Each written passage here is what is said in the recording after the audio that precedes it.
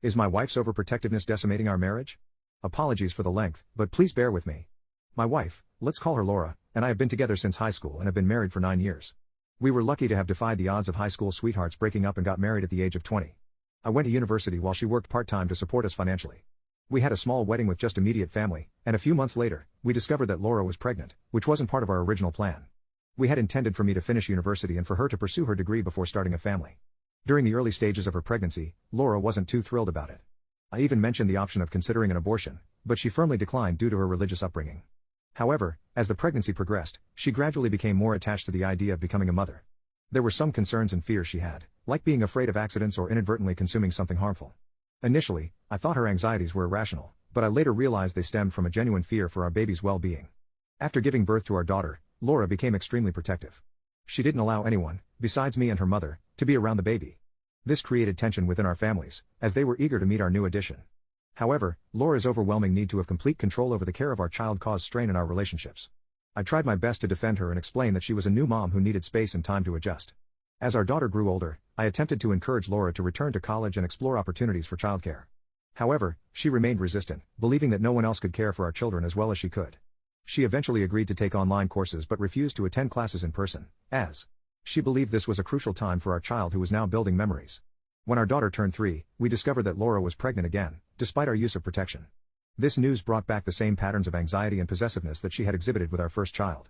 I struggled to have any significant involvement in the care of our children, and our intimate life suffered due to Laura's exhaustion. Recently, an incident occurred where our daughter suffered a minor injury at school. This triggered an extreme reaction from Laura, as she wanted to sue the parents of the child involved and considered homeschooling our children due to safety concerns. I was taken aback by these drastic responses and got into a heated argument with her, which led to a week-long silent treatment between us. I love my wife, and she is an incredible woman, but the intense focus she has on our children is becoming suffocating for both them and our relationship. Despite this, I am still determined to ensure our children have a normal life, including attending school with friends and having a regular upbringing. I have even made the decision to undergo a vasectomy after the birth of our third child. I have booked appointments for therapy, but convincing Laura to attend may be challenging. Is there anything else I can do to help her relax and find a more balanced approach to parenting? I don't want our relationship to crumble under the weight of her extreme protectiveness towards our children. Update: is my wife's overprotectiveness decimating our marriage? Hello, everyone. I wanted to provide an update on a Reddit post I made about a month ago regarding my wife's overprotectiveness towards our children and how it was affecting our marriage. Please note that some parts of this update may be disturbing to some readers. Now, on to the update.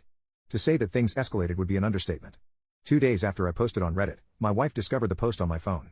She noticed the notification while caring for our youngest child, who had a slight fever.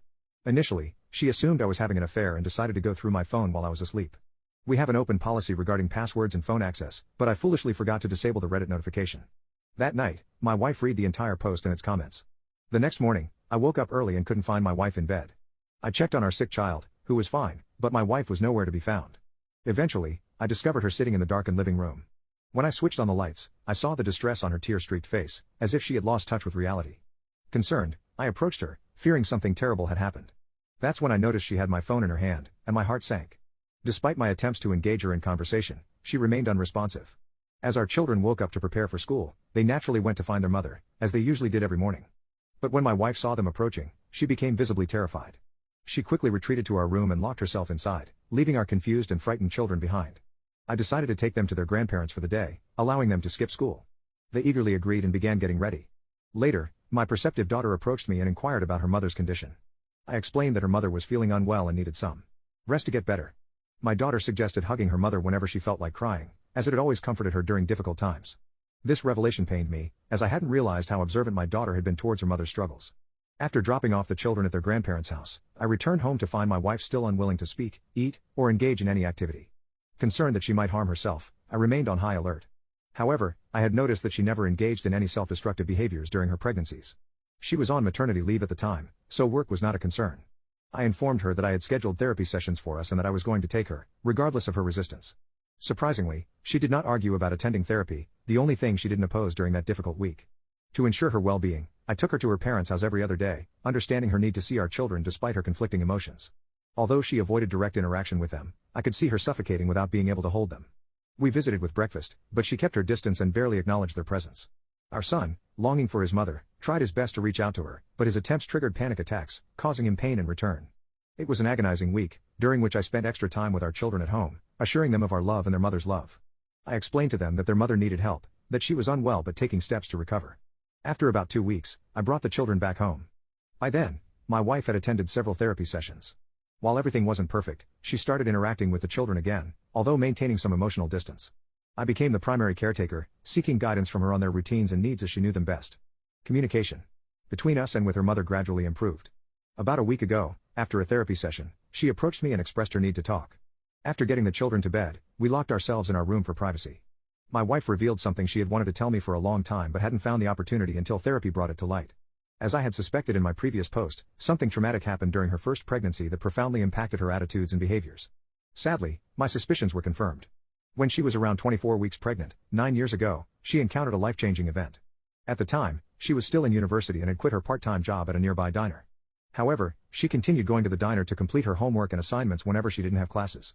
During one of these visits, she went to the women's restroom and heard distressing sounds and cries coming from one of the stalls.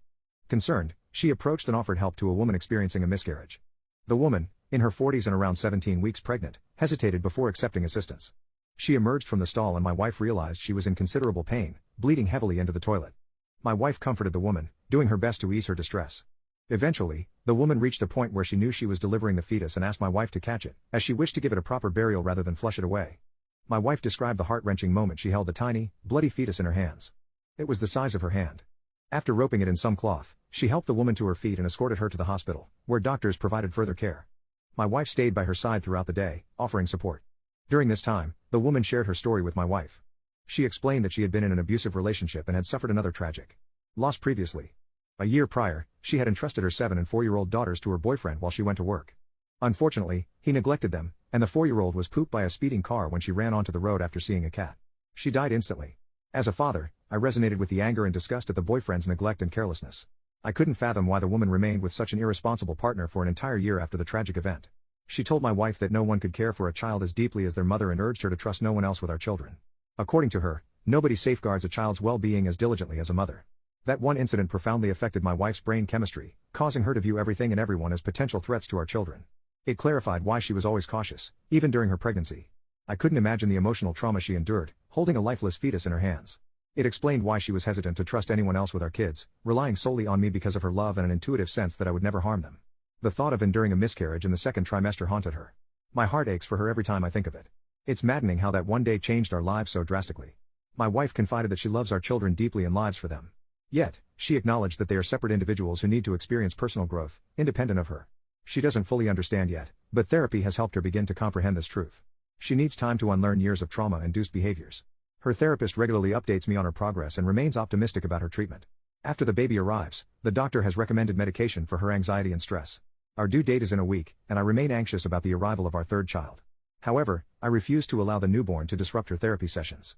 I am committed to ensuring she continues on her path to recovery, for her sake and our children's.